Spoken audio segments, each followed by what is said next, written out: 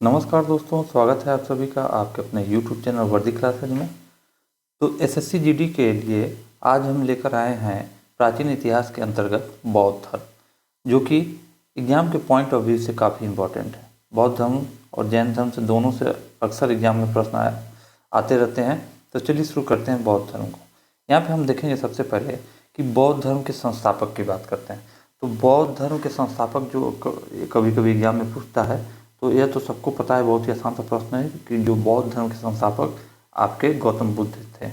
अच्छा, गौतम बुद्ध का जन्म की बात करता है तो 563 ईसा पूर्व कपिलवस्तु के निकट लुम्बिनी नामक स्थान पर हुआ था। ठीक, कहाँ पे हुआ था? कपिलवस्तु के निकट लुम्बिनी नामक स्थान पर हुआ था। गौतम बुद्ध को ही लाइट ऑफ एशिया कहा जाता है। इसको इम्पोर्टेंट करिएगा कि लाइट ऑफ एशिया किसे कहा जाता है? गौतम बुद्ध को। आगे हम बात करें, गौतम बुद्ध के पिता का नाम क्या था? शुद्धोधन। और जो उनके पिता शुद्धोधन थे वह कपिलवस्तु के साक्यगढ़ के प्रधान थे। ठीक है, साक्यगढ़ के क्या थे? राजा थे या प्रधान थे, जो भी कहिए। और उनके माता का नाम था माया देवी। आगे बात करते हैं, गौतम बुद्ध के बचपन का नाम क्या था? सिद्धार्थ। इनकी माता की मृत्यु इनके जन्म के 7वें दिन हो गया। ठीक है, ये सब फैक्चुअल प्रश्न है। बुद्ध की लालन पालन इनकी सौतेली माँ यानी मौसी जिसको बोल सकते हैं, ठीक है, प्रजापति गौतमी ने किया था। इसी कारण एक गौतम कहलाए। तो गौतम बुद्ध जो थे, गौतम बुद्ध क्यों कहलाए, गौतम क्यों कहलाए? ठीक है, तो उनकी जो लालन पालन का कार्य उनकी मौसी प्रजापति गौतमी ने किया था, इसी कारण एक गौतम कहलाए। बौद्ध धर्म अपनाने वाली प्रथम महिला भी उन्हीं की मौसी थी, जिन्होंने गौतम बुद्ध का लालन पालन किया था, यानी कि प्रजापति गौतमी। तो बौद्ध धर्म अपनाने वाली फर्स्ट, ठीक है, महिला पूछता है एग्जाम में, तो इस चीज़ को ध्यान में रखिएगा। आगे बात करें, 16 वर्ष की आयु में गौतम बुद्ध का विवाह किससे हो गया? यशोधरा से हो गया। ठीक है, 16 वर्ष की आयु में गौतम बुद्ध का विवाह यशोधरा से हुआ था। और अगर पूछे यशोदा से किसका विवाह हुआ था, तो यशोदा जो थी ये आपकी महावीर की क्या थी? पत्नी थी। तो यशोधरा से विवाह हो गया था 16 वर्ष की आयु में।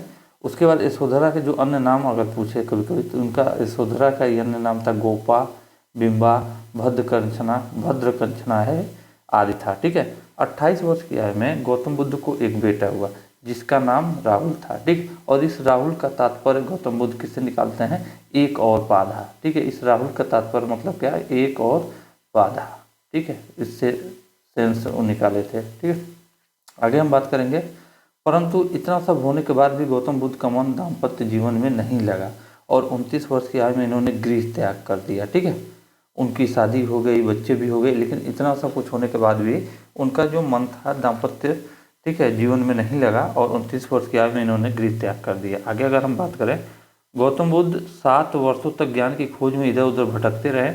इसी दौरान उनकी मुलाकात बिंबसार, उदयन है, ठीक है, उदयन एवं आलार कलाम से हुई। गौतम बुद्ध का प्रथम गुरु जो कौन थे? आलार कलाम। इंपॉर्टेंट करिएगा, गौतम बुद्ध के प्रथम गुरु कौन थे? आलार कलाम।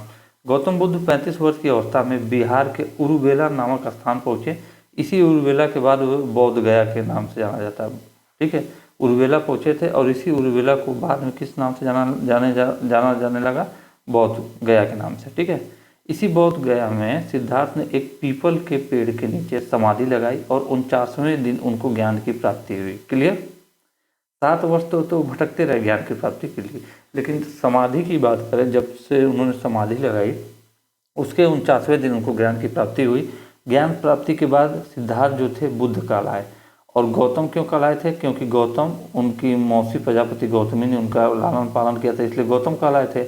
और ज्ञान प्राप्ति के बाद उनको बुद्ध कहा जाने लगा। ठीक है, क्योंकि बुद्ध का अर्थ होता है ज्ञान की प्राप्ति। और पीपल पेड़ को, जो पीपल का पेड़ था, उसको किस नाम से जाना जाने लगा? बोधि वृक्ष के नाम से जाना गया। ज्ञान प्राप्ति के बाद बुद्ध बनारस के निकट सारनाथ में अपने 5 ब्राह्मण शिष्यों को पहली बार उपदेश दिया और इसी चीज़ को बौद्ध ग्रंथ में धर्म चक्र प्रवर्तन कहा गया। तो पूछेगा एग्जाम में धर्म चक्र प्रवर्तन का क्या तात्पर्य है? तो बौद्ध, ठीक है, गौतम बुद्ध की पहली शिक्षा, ठीक है, या पहला उपदेश को धर्म चक्र प्रवर्तन के नाम से जाना जाता है। चलिए आगे हम बात करेंगे। आगे देखते हैं, भगवान बुद्ध अनेक राज्यों में गए और उपदेश दिए। बौद्ध धर्म का प्रमुख प्रचार केंद्र जो था आपका मगध था। ठीक है, और मगध उस समय सबसे शक्तिशाली राज्य था।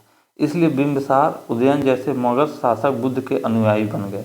गौतम बुद्ध सबसे ज़्यादा उपदेश श्रावस्ती में दिए। गौतम ने बौद्ध धर्म के प्रचार के लिए महात्मा बुद्ध ने बौद्ध संघ की स्थापना की, और बौद्ध संघ वह स्थान था जिसमें भिक्षुक अपना घर छोड़कर निवास करते थे और जीवन भर बौद्ध धर्म का प्रचार करते थे। बुद्ध के अनुयायी दो भागों में विभाजित थे, देखेंगे इनको। एक तो था आपका भिक्षुक, ठीक है, बौद्ध धर्म के प्रचार के लिए जिन्होंने संन्यास ग्रहण किया उन्हें भिक्षुक कहा गया। और दूसरा थे उपासक। उपासक किसे कहा गया? गृहस्थ जीवन व्यतीत करते हुए बौद्ध धर्म को अपनाने वालों को उपासक कहा गया। एक क्या था? भिक्षुक उनको कहा गया जो बौद्ध धर्म के प्रचार के लिए जिन्होंने संन्यास ग्रहण किया। और एक क्या था कि गृहस्थ जीवन को व्यतीत करते हुए बौद्ध धर्म को अपना लिए थे, उसका पालन करते थे, उसके उपासक थे, उनको उपासक कहा गया। 483 ईसा पूर्व जब बुद्ध 80 वर्ष के थे तब उनका निधन हो गया। और इस निधन की घटना को किस नाम से जानते हैं? महापरिनिर्वाण, जो कि कहाँ पर हुआ था? कुशीनगर में, ठीक है, कुशीनगर में हुआ था। आगे हम देखेंगे। बुद्ध के निधन के पश्चात, ठीक है, उनकी अस्थि अवशेषों को विभाजित कर भारत के 8 भागों में स्थापित कर स्तूपों का निर्माण कराया गया था। तो जब बुद्ध का निधन हो गया तो उनकी अस्थि अवशेषों को विभाजित कर भारत के 8 भागों में स्थापित कर स्तूपों का निर्माण कराया गया। इसमें सबसे बड़ा स्तूप जो है आपका सांची का स्तूप है, इंपॉर्टेंट करिएगा, ठीक है। सबसे बड़ा स्तूप है आपका सांची का स्तूप। समय समय पर बौद्ध धर्म को समझाने हेतु बौद्ध सभाएं आयोजित की गई, जिन्हें बौद्ध संगीति के नाम से जाना जाता है, ठीक है। चलिए देखेंगे बौद्ध संगीति स्थान और शासनकाल देखेंगे। प्रथम बौद्ध संगीति हम देखेंगे तो हुआ था आपका राजगृह में। और शासक की बात करें तो आपके थे अजातशत्रु। द्वितीय की बात करें तो वैशाली में हुआ था, और शासक कौन था? कालाशोक। और तृतीय की बात करें तो पाटलिपुत्र में, और शासनकाल किसका था? अशोक। और चौथी की बात करें कुंडलवन में, और शासनकाल किसका था? कनिष्क, ठीक है। तो यह आपको ध्यान में रखना है, क्लियर। शासनकाल अगर आपको शासक याद करना है तो ऐसे याद करिएगा, अकाक, अकाक से कैसे याद करेंगे? अ से क्या हो गया आपका? अजातशत्रु। का से हो गया कालाशोक। अ से हो गया अशोक। और क से हो गया कनिष्क, क्लियर। चलिए आगे देखेंगे। बौद्ध धर्म के 3 रत्न, ठीक है, कौन कौन सा? बुद्ध, धम्म और संघ। बौद्धों का सबसे पवित्र त्यौहार बैसाखी पूर्णिमा है, जिसे बुद्ध पूर्णिमा के नाम से भी जाना जाता है। और बौद्धों का प्रमुख ग्रंथ क्या है आपका? त्रिपिटक है, क्लियर। बौद्धों का प्रमुख ग्रंथ आपका त्रिपिटक है। शुरुआती बौद्ध ग्रंथों की भाषा पाली रही। उसके बाद ये जो ग्रंथ है, उसके बाद के ग्रंथ जो संस्कृत भाषा में लिखे गए। तो शुरुआती बौद्ध ग्रंथों की जो भाषा थी पाली में लिखी गई थी, लेकिन उसके बाद के जो भी बौद्ध ग्रंथ थे वो संस्कृत भाषा में लिखे गए। आगे हम देखेंगे, ठीक है। आगे देखते हैं। बौद्धों का जो विख्यात विक्रमशिला विश्वविद्यालय की स्थापना किसने कराया था? धर्मपाल ने। इसको इम्पोर्टेंट करिएगा, कभी कभी डायरेक्ट सीधे पूछता है कि विक्रमशिला विश्वविद्यालय की स्थापना किसने कराया? धर्मपाल ने। और प्रश्न आ जाता है कि विक्रमशिला विश्वविद्यालय किस धर्म की शिक्षा के लिए प्रसिद्ध था? तो बौद्ध धर्म की शिक्षा के लिए, ठीक है। भारत में उत्पन्न सबसे अंतिम बौद्ध धर्म ग्रंथ क्या था? वामसाथपकासिनी, वामसाथपाकसिनी, ऐसे आप लोग ध्यान दे सकते हैं। धातु के सिक्के सबसे पहले बौद्ध काल में प्रकट हुए, ठीक है। तो इतने इम्पोर्टेंट फैक्ट थे। और तो यह बौद्ध धर्म आपका समाप्त हुआ।